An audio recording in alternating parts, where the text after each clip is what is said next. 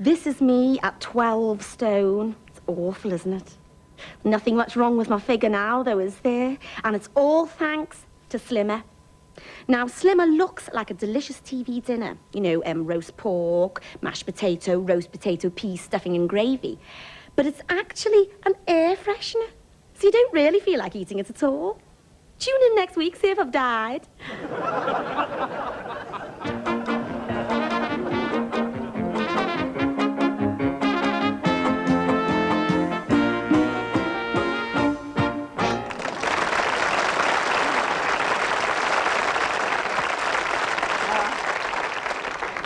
Hi, chaps. I'm Wood. Walters will be along in a minute. I'll just fill in with a few sparkling ad-libs. I can't read.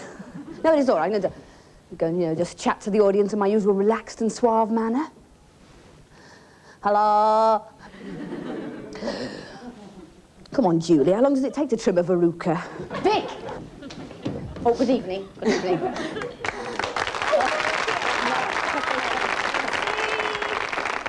See what you've done from there. No, but what do you think? Good, eh? Eh? Lovely. Preston Market, £7.99. New? Well, I don't know. I think so. I mean, there was a sandwich in one of the pockets, but I mean, good though, isn't it? Yeah. Eh? What's it for? 4? 4? Excuse me. Ooh, rattled his cage. What do you mean 4? It's just, I'm in the swing, man, in the groove. Oh. What we girls are wearing these days. I mean, just look. What's bothering you? It's your little legs. Lord, they picked up on that. Hey, what do you mean?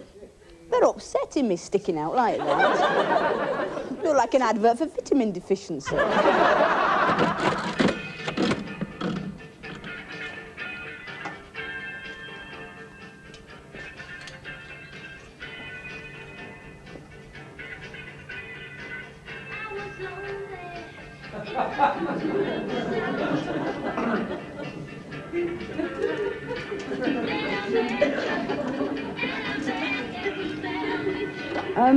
Excuse me, are you serving?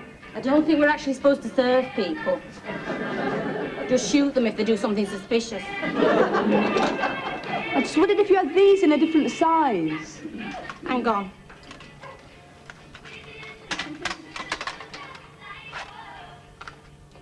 I'm going out onto the floor, Eileen.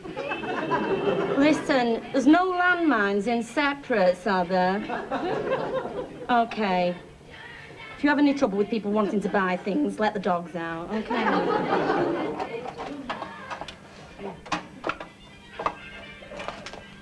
Can I help you? I just wondered if you had these in a 14. What? This is a boutique, not the elephant's house. Hey, Eileen, we've got another fatso in. Never learn, do they? Oh, no, no. We don't do much above a size 8. I mean, it's so depressing for us, dealing with great wobbling lumps of flesh all day long. You don't have anything in a 14? Well, they might have sent something by mistake. Oh, yeah. There's these. You don't really suit green. I shouldn't think you suit much, do you, body like that? I say body. Oh, no, day I go over 6.5 stone, it's razor blades in the bath. Do you know what I mean? Would you want them or not? Well, could you try them on? Yeah. Well, don't break anything. I mean, we don't usually let obese people into the cubicles in case they sweat on the wallpaper.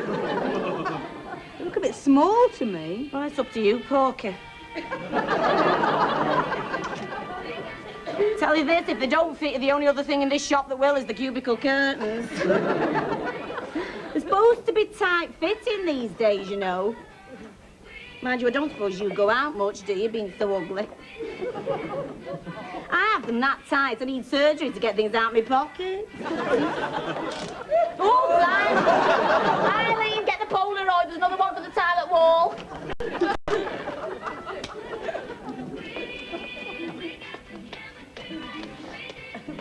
Hey, Eileen, Martin went out with someone fat once, Yeah?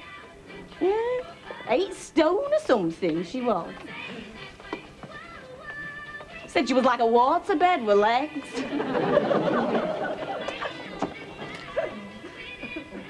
God, I don't know why we bother being so pleasant.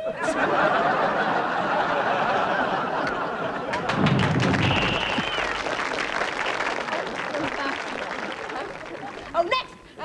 Not women. Men. No, not women by the name of Arthur. Men called Arthur. Women's name. Men called Stephanie. Nearly. Next! Sold in shops. Guernseys. Halloween masks. Snuff. They have padlocks. Handcuffs. No, children have them. Toy handcuffs. No, well, they get them for Christmas. Things a child might possibly ask for from the back of Santa's sleigh. Nearly! Selection box. Next! You plug it in. A hairdryer. Bigger. Salon hairdryer. Nearer the ground. Electric chair. Next! It rhymes with a colour. Stove. Placenta. I might say it if I bumped into you. Ow! I've just had that arm vaccinated. Where did you go for your holidays? Next! I'm one. Twat.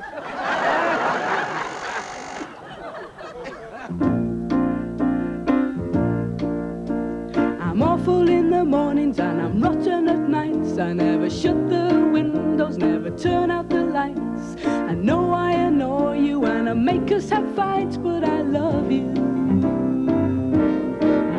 I leave books in the toilet so you can't close the door. I leave talcum powder on the bathroom floor. I leave a lot to be desired, but you knew that before, and I love you. I think God looked down and said, bloody hell, that girl in the middle isn't doing very well. She's getting sad, she's getting snappy. Send her a bloke to make her happy. I don't knit you jumpers, I don't make you broths, I don't rinse my dusters, I don't boil my cloths. I can manage spiders, but I'm hopeless with moths, and I love you. I wear stripy pajamas, I must look absurd. Photos of me, they always come out blurred. I can't keep my temper, but I can keep my word, and I love you. I think God looked down and said, dear, oh dear, is there any chance of a volunteer? She's off her head, she's full of tricks. She never puts milk on her Weetabix. I lose my library ticket nearly every day. My lenses drop out on the motorway. I make you apoplectic, but I do hope you'll stay with me. I love you. I love you.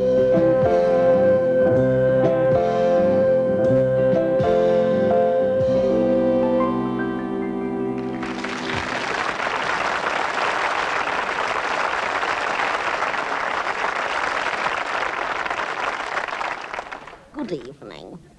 I have a letter here from Marcia. Silly name, dear. Anyway, she says, Dottie, why am I not happy? My husband is wealthy. We have all the trappings of success. A loft conversion, a ceramic hob, and a daughter with anorexia. Well, Marcia, it's a cliché, but money can't buy you everything. I mean, Daddy and I are comfortably off. We don't have to worry about where the next vanity unit is coming from. But we haven't always lived in the Crescent with a through lounge and a fitted shack. Goodness me, no. When we were first married, we roughed it in a curtained-off lobby where there was no room for Daddy to do his poker work. And going even further back, I myself was brought up in a 2-up, 1-down. Yes, you didn't slam the door, it tipped over. My father was a trawler man. So, of course, living in Manchester, there wasn't a lot of work about. And my mother lost 3 children before she was 20. They weren't hers, fortunately, and they turned up later behind the abattoir. Her life's ambition was to be an usherette, but you see, she couldn't take the weight of the tubs. Yes. No, she was very upset. Wouldn't have a wooden spoon in the house after that. And, of course, in my day, there was rarely money for sweets. But we didn't care. Oh, quite happy sucking a twig or a ball bearing. You see, we made our own pleasures in those days. I could spend hours on our front doorstep crayoning on my father's sick notes. And what a man he was. Goodness me. A creature of impulse. A creature of impulse. I can see him now. I can see him now. Dangling by his braces in the wash house, shouting, "Cut me down, Winnie, I've changed my mind." And of course, you see, Christmas was always pretty frugal. Yes, we only got the things we really needed. But it was still a thrilling moment. Yes, delving down into the toe of your stocking and pulling out a knit coat. You see, oh, yes, and you see, and we didn't all sit round watching the television like zombies. No. We sat round watching my father pick fleas out of the whippet. But you see, there was a marvellous community spirit in those days. Marvellous. Any excuse and we'd drag the piano out into the street and have a party. Some felt we shouldn't have had one the night George V died. And of course, you know, in my teens, there was no spare cash for cosmetics. Oh, no! You did the best you could with coal dust on the end of the loaf. And you didn't buy lipstick. You asked your father to smash you in the mouth. And do you know, I didn't own a pair of stockings until I was 20. Did all my courting stood behind a dustbin. And here we are in 1982, and I shouldn't think you young things so much as know what a dustbin is, do you? Anyway, next week, I shall be telling you how I got on with my sponsored weightlifting and discussing which charity should get the 23 pence. Till then, good evening. Please keep your country tidy. Dispose of all litter thoughtfully. That was a public information film, so it didn't have to be a very good joke.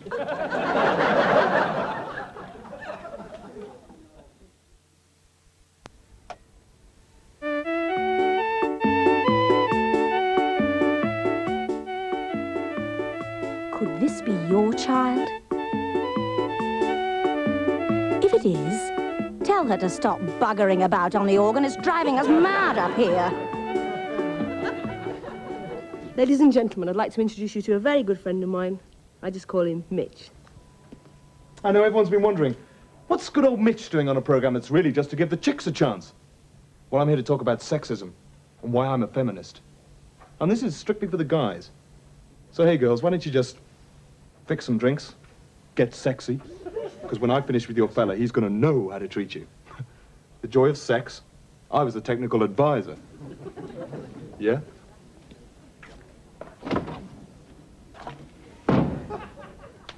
Okay, guys, I'm a feminist. For me, there's no sex war. When I'm with a chick, we don't have time to fight. I mean, women are not our servants anymore. If we want them to still do those special little things for us, we have to give them something in return. And hey, guys, maybe that thing could be called love, respect, a little help with the housework. Okay, so it's easy for Mitch. He's got all the best chicks. And anyway, he can probably afford to pay for some old bag to come in and wipe up after him. But let me tell you, I would never pay for anyone to come and look after my home. Because in the long run, if a doll cares enough for a guy, she'll wipe. I mean, that's why I really understand when I see Vicky and her little chums putting effort into ensuring that tarts are taken seriously. But believe me, girls, I already take you seriously. Where does all my money go? I mean, come on, girls. A guy who's thinking about renting a video does not spend money on something he doesn't respect. I mean, come on, guys. And this is coming from a fellow who rents colour. Don't you really love to see a really neat chick walking down the street and you just know she's not wearing a bra? Well, that's what Women's Lib has done for us, okay? So don't knock it. Okay, so most hardline feminists are dykes. And yeah, maybe a few of them could do with a shave. But why let the ugly ones spoil it for everyone? Christ, you know that Vicky has written plays, but she's doing something. So that's why, if ever I see a guy being sexist to a chick, I just feel like taking him apart, bit by bit. And that's coming from a fellow who's done 3 years jiu-jitsu. I mean, like the other day, yeah? I've been out drinking on business with this Yank. I told a couple of chicks to turn up later for some fun. Well, if you can't relax, what's the point in earning a lot of money? Now, all right, I'd had a couple, maybe 10 or 12 special brews, a couple of vodkas, but I wasn't affected. And the stripper had just finished her act. Now, hey, there's nothing sexist about stripping. There's just some chicks who don't want to get married. It's a woman's right to choose. Anyway, she was Swedish. But this big drunken lug just tried to reach out and grab her. I mean, phew. Well, I just wrapped a bottle around his face. And I said, the hospitals are full of sexists like you. Then I looked at the stripper. She looked at me and... Well, it's a long story, guys. But virtue has its own reward. I mean, just because I'm a feminist doesn't mean I don't get plenty. I mean, I'm not a queer.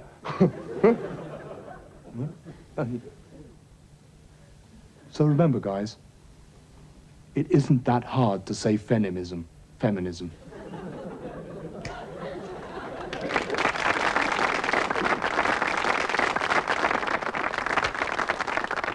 She married early was the thing to do. Smile for the photos like a dream come true. He said he'd love her forever, as if it's a shame he never promised not to bore her stiff. Only the lonely would ever dispute what I'm saying. What I'm saying. Take it or leave it, you'd better believe what I'm saying. It is a crime to be stuck by the side of a person you don't even like. Tell me what could be worse than a life full of nothing. It's stupid, it's painful, don't do it. Her heart sank when she saw him. He smelled of smoke. She knew every movement, she'd heard every joke. They made love with the light off and nothing said. And the thought that she could change things never entered her head. Only the lonely would ever dispute what I'm saying.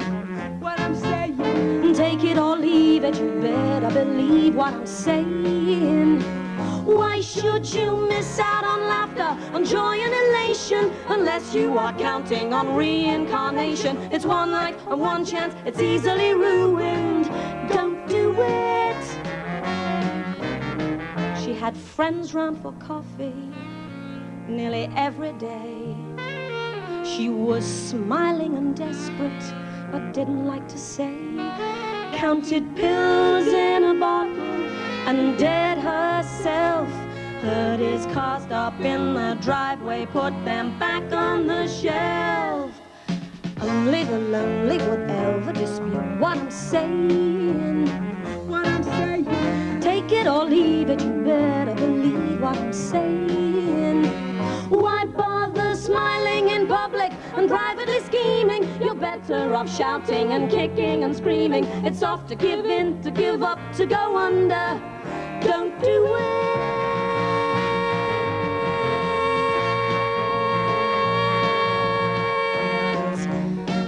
Don't do it.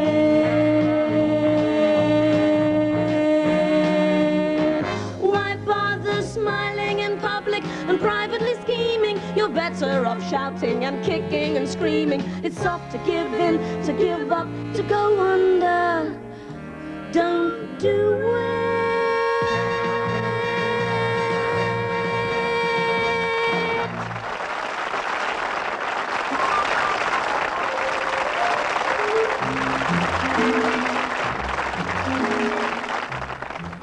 Good evening, and welcome to Music for Posh People, the game that takes all the enjoyment out of listening to music.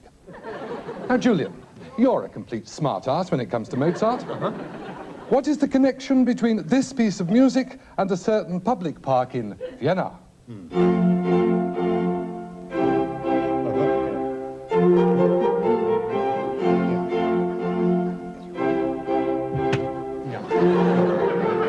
I think I see what you're getting at, yeah.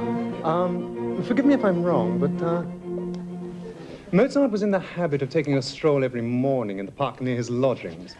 And I think, I'm not sure, but I think, one morning in September, he heard a woman whistling a rather beautiful melody. Am I getting anywhere near it, Basil? I shouldn't think so, but I'll give you 2 points if you'll stop droning on for a couple of minutes. Yeah. Now, Lady Godfrey, Yes. can you tell me either the name of the composer Yes. or the name of this piece of music?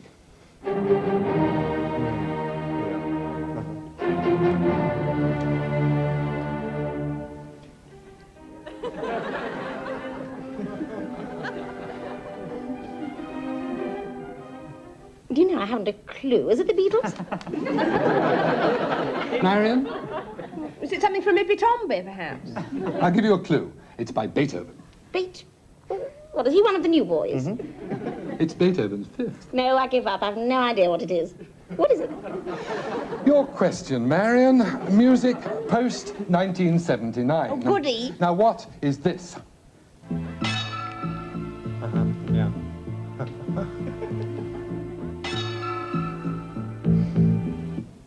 Oh, what a shame. We're just getting to the chorus. It's no, let me get this right. No, it's Adam Stark, 8 semi-symphonic pieces, and that was number 7. No, that was a man hitting a tandem with a pickaxe. And now, guest of the week. Normally, we bring on some old get you've never heard of who needs the money. And this week is no exception. So will you welcome, please, the distinguished percussionist, Granville Powell. Oh.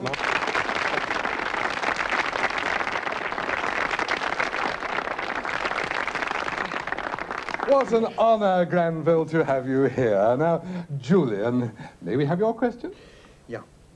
Now, you must have been asked this question on numerous occasions. But for many years, you worked with someone who I think must be my favourite conductor. Apart, that is, of course, from dear old... Sir Thomas Beecham. Marvellous. And that was, of course, Dickie Anstruther. Now, do tell. What was he really like? Well, for one thing, he had this terrible habit of gobbing into euphonium. There were fag ends all round the podium, and he used to come on with his baton in one hand and a brawn sandwich in t'other. And he went to bed with everything that stood still long enough. Dogs, bats, people's handbags, Chinese takeaway, Rhode Island Reds.